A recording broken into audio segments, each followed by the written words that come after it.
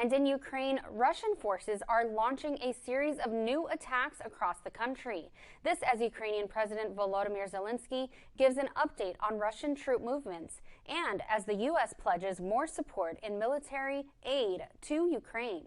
Cole Higgins has the latest and a warning to some viewers. Some of the video is very graphic and viewer discretion is advised.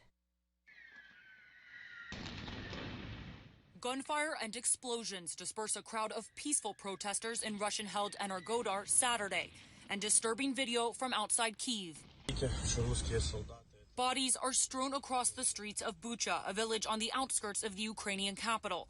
After about 5 weeks of near constant fighting, Ukrainians have retaken the town from retreating Russians.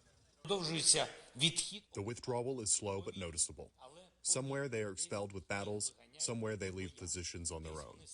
More welcome news for the Ukrainian people. More than 4,000 civilians were evacuated on Saturday, including more than 1,000 from the besieged southeastern city of Mariupol. And satellite images show Russia's military abandoning a strategic airport outside of Kyiv, which they captured on the first day of the war. Don't trust the de-escalation a la Putin, because this would be words without deeds. And if Putin just regrouping. The Pentagon announcing this week an additional $300 million in security assistance to Ukraine.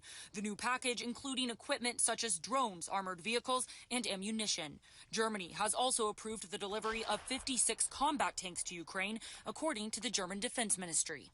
We are supporting also from Germany with weapons, but it's in Putin's hands because he is the one who started the war without any reason, and it's just now his responsibility to end the war.